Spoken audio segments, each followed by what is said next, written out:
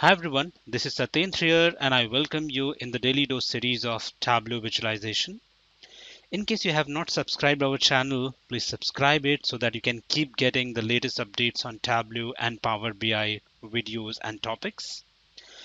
Now, going back to today's agenda, I would like to talk about a very basic problem what almost all the Tableau developers come across, right? Let, let me just spin that problem statement over here. Let's take an example that you need to show two dimensions into Tableau. Over here, I have already connected to Sample Superstore and I have dragged category into the rows shelves. I'm going to drag another field called subcategory so that I can show two fields over here, category and subcategory. Now let's just imagine that as a requirement, you just need to show the relation between category and subcategory, right? Which means you don't need to show any measure or any other column over here.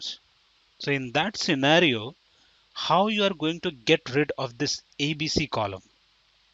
Basically, that value is a part of this text, the label. Whatever you drag on the label, that appears over here. So how would you get rid of this particular column so that you can show the relation between category and subcategory in just two fields? Right? That's the problem statement what we want to show over here, right? So for that, as a primary step, you can apply and you can get rid of this ABC. So what I'll do, I'll just take subcategory field once again and drop it on the text. So what will happen? It will appear in form of labels over here. I can just expand this column. So you can see furniture, office supplies and technology as category. And then under subcategory, you got basically two columns over here. So what I'll do now, because I need to show the relation between category and subcategory, I'll just right click on the subcategory pill in row shelves and uncheck the show header. And what will happen, you'll just get the category and subcategory over here.